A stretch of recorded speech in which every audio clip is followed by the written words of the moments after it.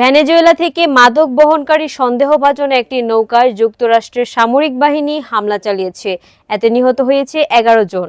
এ তথ্য জানিয়েছেন মার্কিন প্রেসিডেন্ট ডোনাল্ড ট্রাম্প।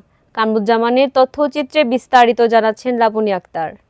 ভেনেজুয়েলা থেকে মাদক বহনকারী সন্দেহভাজন একটি নৌকায় যুক্তরাষ্ট্রের সামরিক বাহিনী হামলা চালিয়েছে। এতে নিহত হয়েছে ১১ জন। এ তথ্য জানিয়েছে মার্কিন প্রেসিডেন্ট ডোনাল্ড ট্রাম্প। ক্যারিবীয় সাগরে সংঘটিত এ হামলার সাদা কালো আকাশপথের ফুটেজ ট্রাম্প তার সামাজিক যোগাযোগ মাধ্যম ট্রুথ সোশ্যালে প্রকাশ করেন। তিনি দাবি করেন নিহতরা ভেনেজুয়েলার কুখ্যাত গ্যাং ট্রেন দে আরাগুয়ার সদস্য। হুঁশিয়ারি দিয়ে তিনি বলেন, এই হামলায় ১১ জন সন্ত্রাসী নিহত হয়েছে। হতাহত হয়নি কোনো মার্কিন সেনা। যে কেউ আমেরিকায় মাদক ঢোকানোর চেষ্টা করবে সাবধান। মঙ্গলবার বিকেলে ওভাল অফিসে সংবাদ সম্মেলনের এক পর্যায়ে ট্রাম্প এই হামলার বিষয়টি সাংবাদিকদের সামনে তুলে ধরেন। তিনি জানান, হামলার সময় তার সঙ্গে ছিলেন প্রতিরক্ষা মন্ত্রী পিট হেগসেথ ও ভাইস প্রেসিডেন্ট জেডি ভ্যান্স। হামলাটি ট্রাম্প প্রশাসনের ক্যারিবীয় অঞ্চলে সামরিক উপস্থিতি বৃদ্ধির পর প্রথম বড় আক্রমণ।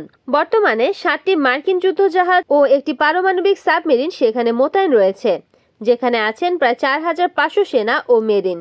ভেনেজুয়েলার সাথে উত্তেজনার বৃদ্ধির বিষয়ে এই মোতায়েনের ফলে উদ্বেগ তৈরি হয়েছে, যেখানে মাদুরো ইতিমধ্যেই উপকূলে সামরিক সম্পদ বৃদ্ধি করে প্রতিক্রিয়া জানিয়েছে।